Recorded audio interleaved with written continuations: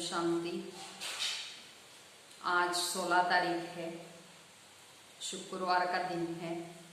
तो सबसे पहले हम प्यारे प्यारे बाबा की शुक्रिया अदा करेंगे।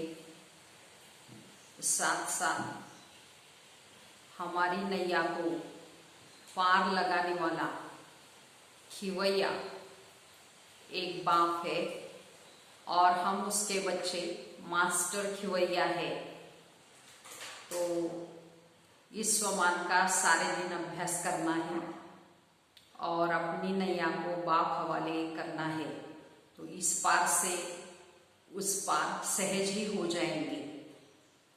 तो साथ साथ आज प्यारे बाबा ने मुरली के अंदर कहा हुआ है कि संगम युग पर हमको सेवा करके गायन योग्य बनना है।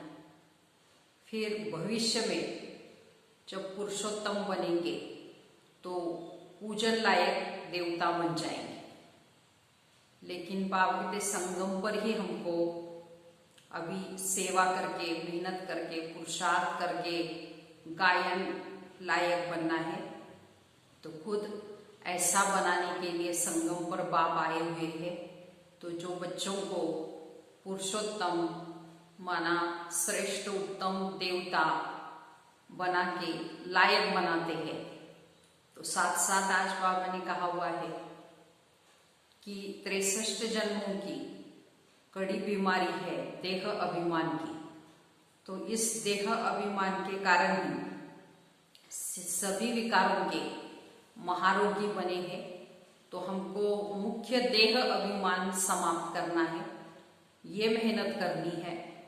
तो बाबा के साथ विशाल बुद्धि भी बनना है, ज्ञान चिता पर भी बैठना है और रूहानी सेवा भी करनी है। तो आज का प्यारे बाबा का महावाक्य है कि बाबा कहते हैं, मीठे बच्चे तुम्हें संगम पर सेवा करके गायन लायक बनना है। फिर भविष्य में पुरुषोत्तम बनने से तो तुम पूजा लायक बन जाएंगे।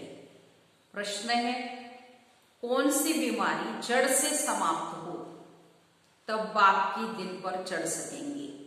उत्तर है पहली पॉइंट, देह अभिमान की बीमारी। इसी देह अभिमान के कारण सभी विकारों ने महारोगी बनाया है।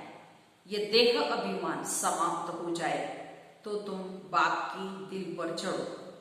दूसरी पॉइंट, दिल पर चढ़ना है तो विशाल बुद्धि बनो, ज्ञान चिता पर बैठो, रूहानी सर्विस में लग जाओ और वाणी चलाने के साथ साथ बाप को अच्छी रीति याद करो। गीत है आज की मुरली का, जाग सजनिया जाग, नवयुग आया की आया। ओम शांति। मीठे मीठे रूहानी बच्चों ने गीत सुना। तो रूहानी बाप ने इस साधारण पुराने तन के द्वारा मुख से कहा। तो बाप कहते हैं, मुझे पुराने तन में, पुरानी राजधानी में ही आना पड़ा। अब ये रावण की राजधानी है, तन भी पराया है, क्योंकि इस शरीर में पहले से ही माना ब्रह्मा की आत्मा है। मैं पराये तन में प्रवेश करता हूं।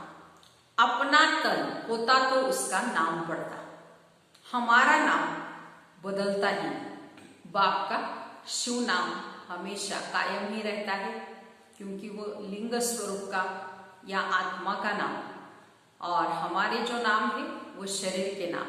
तो हर एक जन्म में हमारे शरीर के नाम बदलेंगे, लेकिन बाबा का नाम बदलता नहीं। मुझे फिर भी कहते हैं शिव बाबा। गीत तो बच्चों ने सुना, रोज सुनते ही है। नवयुग अर्थात नई दुनिया, सतयुग आया ही आया। अब किसको कहते हैं जागो? आत्माओं को, क्योंकि आत्माएं घोर अंधियारे में सोई पड़ी है। तो कुछ भी समझ नहीं, बाप को जानते ही नहीं। अब बाप जगाने के लिए आए हुए हैं। तो अब तुम बेहद के बाप को जानते हो, तो उनसे बेहद का सुख मिलना है नए युग में। तो सतयुग को नया युग कहा जाता है, कलयुग को पुराना युग कहेंगे, विद्वान, पंडित आदि कोई भी नहीं जानता। कोई से भी पूछे नया युग फिर पुराना कैसे होता है तो कोई भी बता नहीं सकेंगे, कहेंगे ये तो लाखों वर्षों की बात है। तो अब तुम जानते हो हम नए युग से फिर पुराने युग में कैसे आए, अर्थात स्वर्गवासी से नरकवासी कैसे बने। मनुष्य तो कुछ भी नहीं जानते, जिनकी पूजा करते हैं उनकी बायोग्राफी को भी नहीं जानते। जैसे जगदम्बा की पूजा करते हैं तो अब जगदम्बा कौन ये भी जानते नहीं। वास्तव में अम्बा वास्तव में माताओं को कहा जाता है, परंतु पूजा तो एक की ही होनी चाहिए। तो शिव बाबा का भी एक ही अविविचारी यादगार है। तो अम्बा भी एक है, परंतु जगत अम्बा को जानते ही नहीं। ये है जगत अम्बा और लक्ष्मी जगत की महारानी। तो तुमको पता है कि जगत अम्बा कौन है और जगत की महारानी कौन है, ये बातें कभी कोई जान न सके। तो लक्ष्मी को देवी और जगत अम्बा को ब्राह्मणी कहेंगे। ब्राह्मण संगम पर ही होते हैं। तो इस संगम युग को भी कोई नहीं जानते। प्रजापिता ब्रह्मा द्वारा नई सृष्टि रची जाती है। तो पुरुषोत्तम तुमको वहां देखने में आएंगे। इस समय तुम ब्राह्मण गायन लायक हो तो सेवा कर रहे हो, फिर तुम पूजन लायक बनेंगे। तो बच्चों को प्रजापिता नहीं कहेंगे, है ना। ब्रह्मा को इतनी भुजाएं देते हैं तो अम्बा को क्यों नहीं देंगे। तो उनके भी तो सब बच्चे हैं ना। माँ बाप ही प्रजापिता बनते हैं, तो बच्चों को प्रजापिता नहीं कहेंगे। लक्ष्मी नारायण को कभी सतयुग में जगत पिता जगत माता नहीं कहेंगे। प्रजापिता ब्रह्मा का नाम वाला है अभी। तो जगत पिता और जगत माता एक ही है, बाकी है उनके बच्चे। अजमेर में भी प्रजापिता ब्रह्मा के मंदिर में जाएंगे तो कहेंगे बाबा उनकी है ही प्रजापिता। तो हद के पिता बच्चे पैदा करते हैं तो वो हद के प्रजापिता ठहरे। यह है बेहद का। तो शिव बाबा तो अब आत्माओं का बेहद का बाप है। तो ये भी तुम बच्चों को कॉन्ट्रास्ट लिखना है। जगत अम्बा सरस्वती एक है, लेकिन देखो नाम कितने रख दिए, दुर्गा काली आदि सब उनके नाम है। अम्बा और बाबा के तुम बच्चे हो, यह रचना है। तो प्रजापिता ब्रह्मा की बेटी सरस्वती या अम्बा उनको ही कहते हैं। बाकी है बच्चे और बच्चियां सब एडाप्टेड। तो इतने सब बच्चे कहाँ से आ सकते हैं, तो ये सब है मुख वंशावली। मुख से स्त्री को क्रिएट किया तो रचता हो गया। कहते हैं ये मेरी है, मैंने इसमें प्रवेश कर बच्चे पैदा किए हैं, ये सब मेरी एडाप्टेशन है। ये फिर ईश्वरीय मुख द्वारा रचना। आत्मा ये तो है ही, तो उनको एडाप्ट नहीं किया जाता। तो बाबा कहते तुम आत्माएं तो मेरे सदैव बच्चे हो ही। फिर अभी मैं आकर प्रजापिता ब्रह्मा द्वारा तुमको एडाप्ट करता हूं। बच्चों मना आत्माओं को नहीं एडाप्ट करते, आत्माएं तो अनादि है ही। बच्चे और बच्चों को करते हैं। ये भी बड़ी सूक्ष्म समझने की बातें हैं। इन बातों को समझने से तुम लक्ष्मी नारायण बनते हो।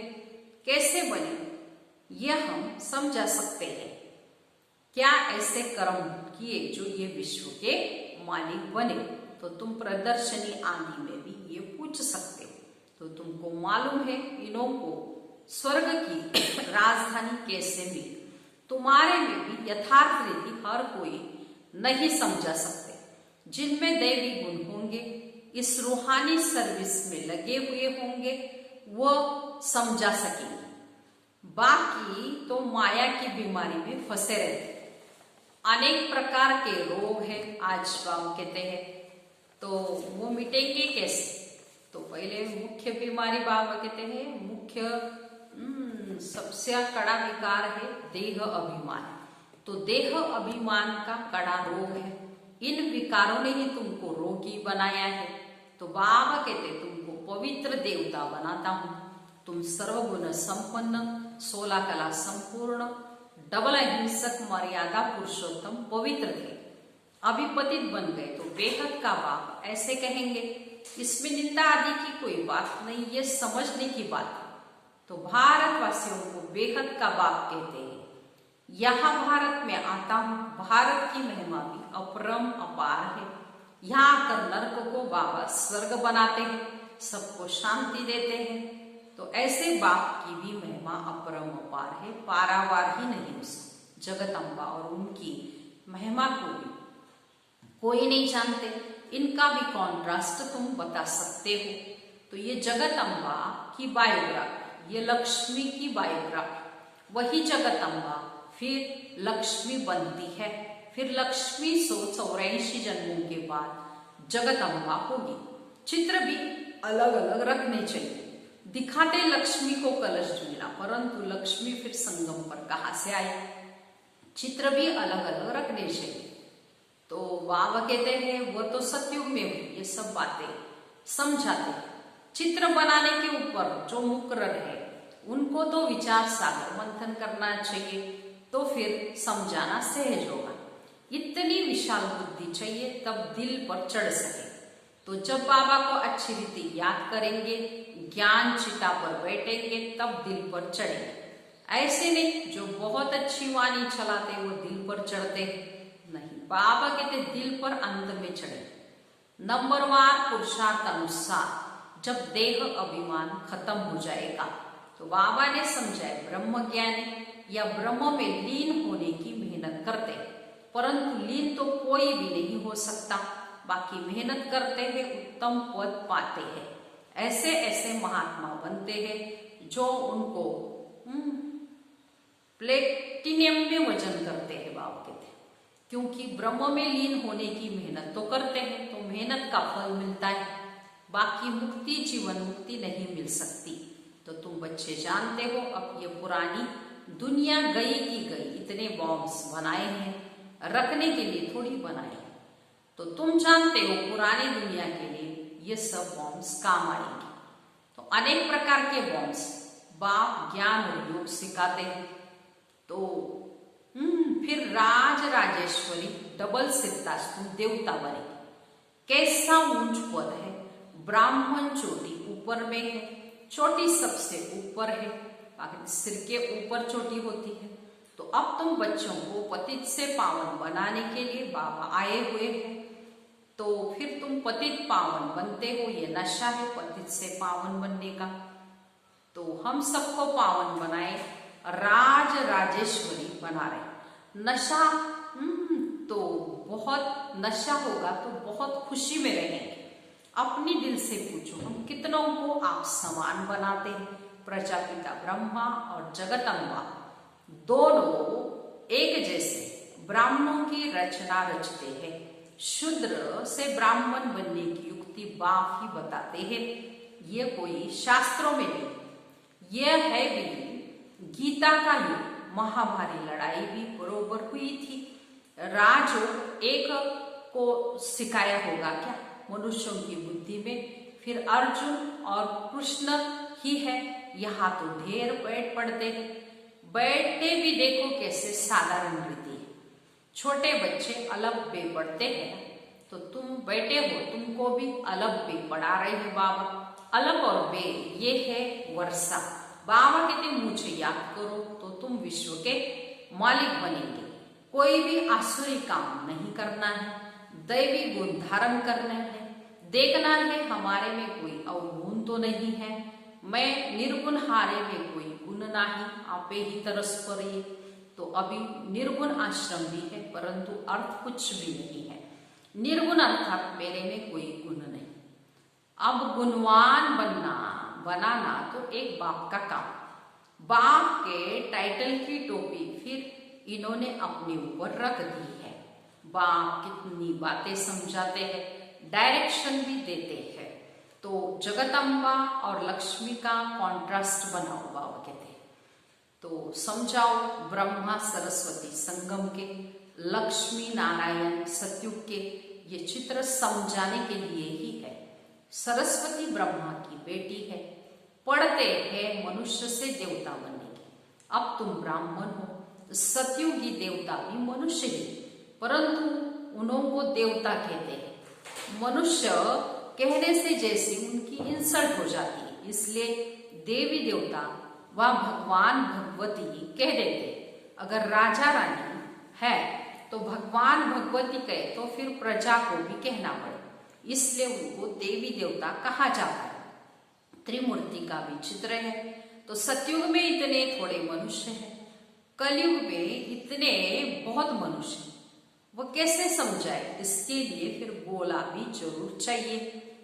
तो प्रदर्शनी में इतने सबको बुलाते हैं, तो वहां कहते हैं कस्टम कलेक्टर को तो कभी कोई ने निमंत्रण नहीं दिया, तो ऐसे ऐसे विचार चलाने पड़े। इसमें बड़ी विशाल बुद्धि चाहिए। बाबा का तो रिगार्ड रखना ही चाहिए। हुसैन के घोड़े को कितने सजाते, पटका कितना छोटा होता और घोड़ा कितना बड़ा होता, तो आत्मा कितनी छोटी बिंदी है, उनका श्रृंगार कितना बड़ा है। तो यह अकाल मूर्त का तख्त है।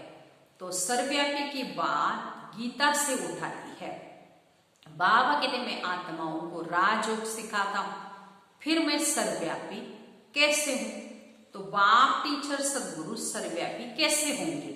तो बाबा कहते मैं तुम्हारा बाप हूं, फिर ज्ञान का सागर भी हूं। तुमको बेहद की हिस्ट्री ज्योग्राफी समझाने के लिए बाबा आते हैं। तो बेहद की हिस्ट्री ज्योग्राफी का आदि मध्य अंत का रहस्य हमको बाप ही समझाते हैं। तो बाबा कहते इसके लिए हमारी बुद्धि भी क्या चाहिए? विशाल। तो बेहद का राज्य मिल जाएगा। दैवी गुण भी धारण करने चाहिए। इसके लिए माया एकदम नाक से पकड़ लेती है, चलन गंदी हो पड़ती है, फिर लिखते ऐसी ऐसी भूल हो गई, कहेंगे काला मुंह कर दिया।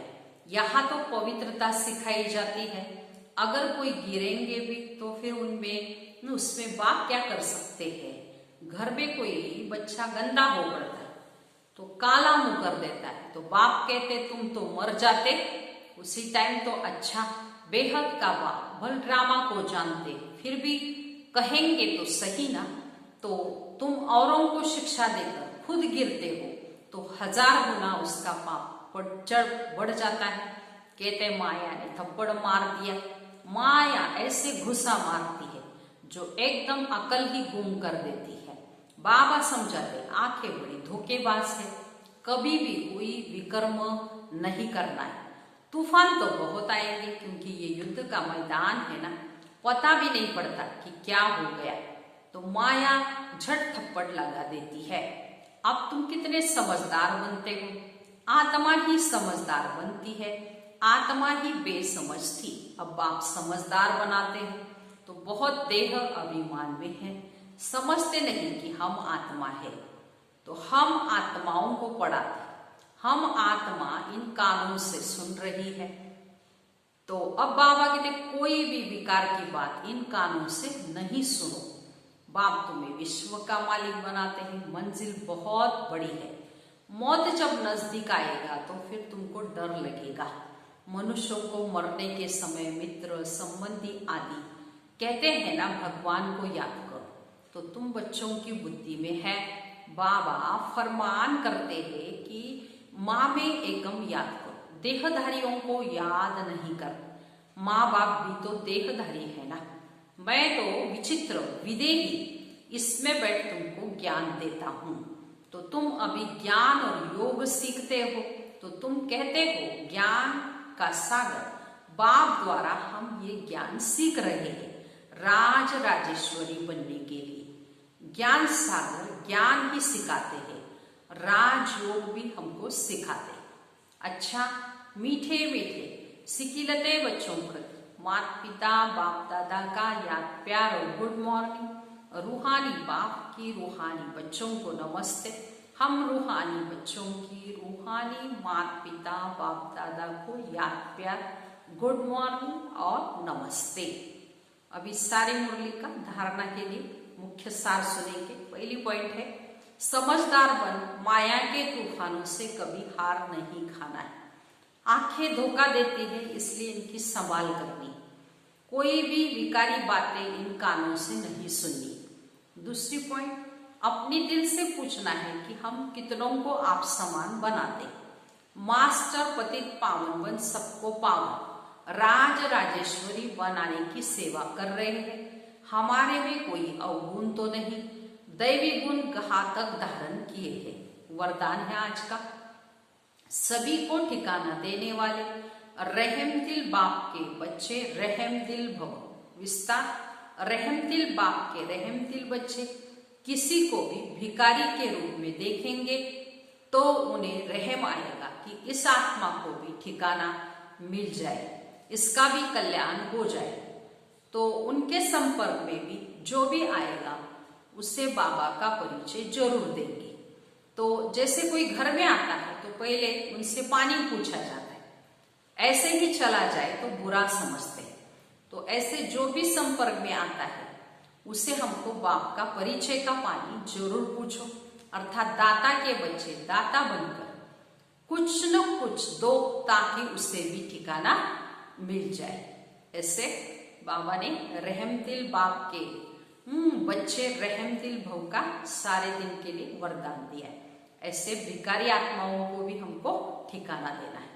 स्लोगन है, यथार्थ वैराग्य वृत्ति का सहज अर्थ है कि जितना न्यारा उतना ही प्यारा।